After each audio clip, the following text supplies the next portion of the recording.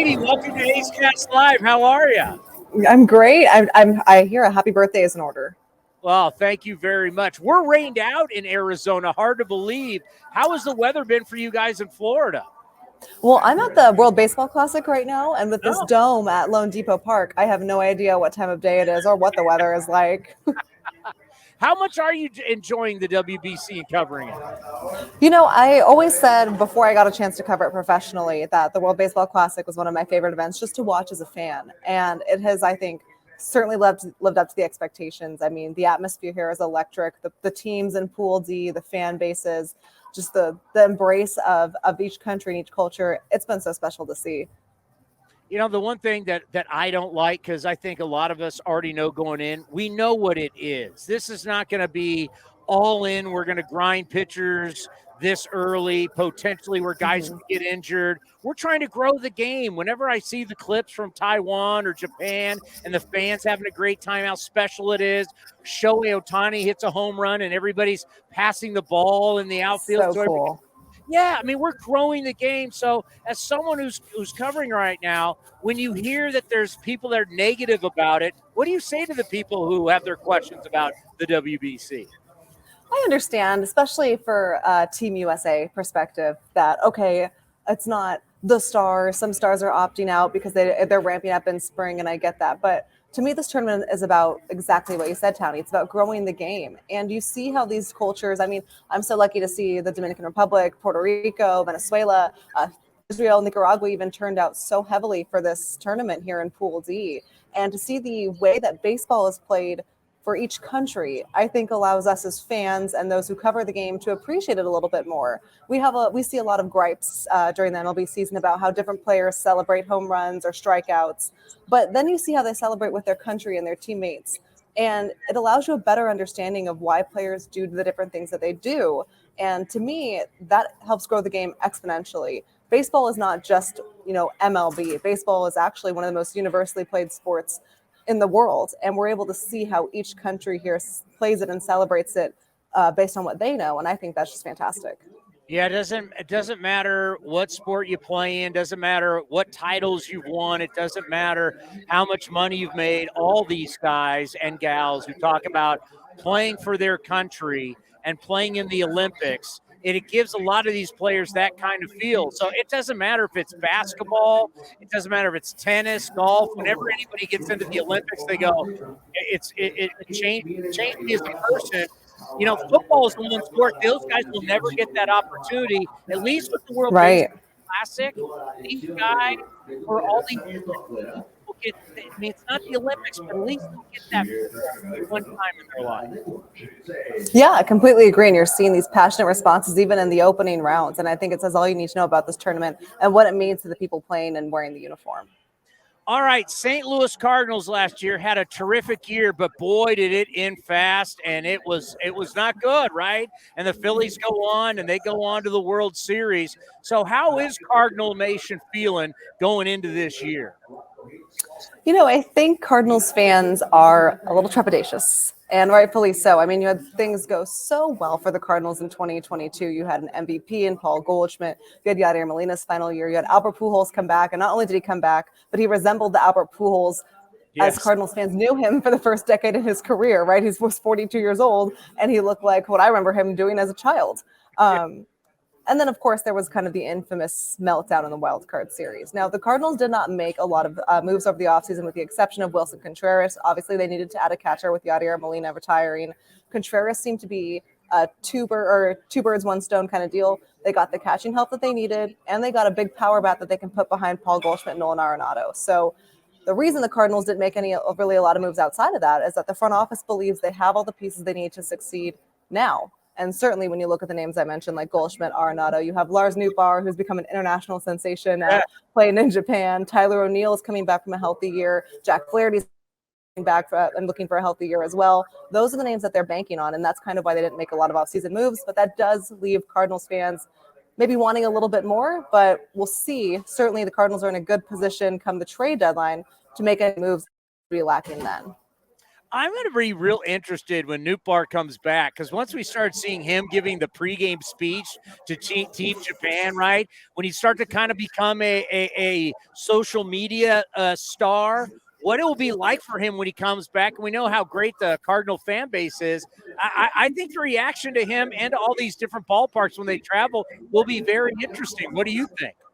I think the reason Lars Nootbaar is able to be so successful with these kinds of things is because he is just so naturally charismatic. I mean, he keeps the clubhouse light. There's a lot of intense competitors in that Cardinals clubhouse. There's Nolan Arenado, Adam Wainwright, Paul Goldschmidt. Those are all guys that keep things very tight, very Cardinal way, if you will. Lars Nootbaar comes in and he's kind of the fun guy. He's the guy that gets everyone to laugh when they don't want to. He keeps things relaxed. I mean, he lived with Nolan Arenado. And to me, you could not pick two opposite personalities to be living together than Lars Nootbaar and Nolan Arenado. But Nolan loves his energy. So Lars going overseas and having that success both on the field and off the field, to me, that's just who he is. I think it'll be interesting. Lars Nootbaar does have a great chance to advance, and he has a lot to gain this season. I mean, he only has a little bit over a year of service time, and the Cardinals are counting on him to play every day. So big opportunity for Lars Nootbaar, and he's certainly off to a good start for Team Japan.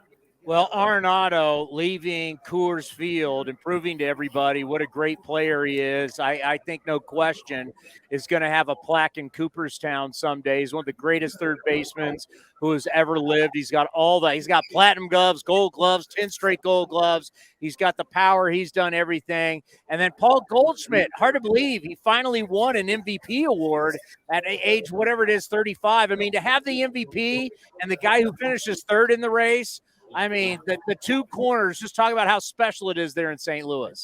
Oh, yeah. And what's even more special is I think that they're actually really good friends. They joke that they do everything together. They go back to back often. They actually hit their first home runs of the spring back to back. So the running joke, at least for me, is that they're just kind of like best friend goals. But certainly those are the two cornerstones that as a franchise you build around. Nolan Arenado not opting out, declining his last opt-out clause, means he's going to be a Cardinal until at least 2027. Paul Goldschmidt has 2 years left on his deal. There has not been any talks, at least to my knowledge, of an extension, but it's hard to imagine Goldschmidt finishing his career anywhere but St. Louis. Those are the kinds of guys that make up championship caliber ball clubs. The Cardinals have not won a World Series since 2011, and I know I'm going to get some eye rolls from different fan bases, but that's a long time for this franchise. They've had some success, of course. No, I know it's happening. I go on the NL Central podcast all the time, and Reds fans email me like, seriously, and I get it. I do. Oh, you poor St. Louis Cardinal fans.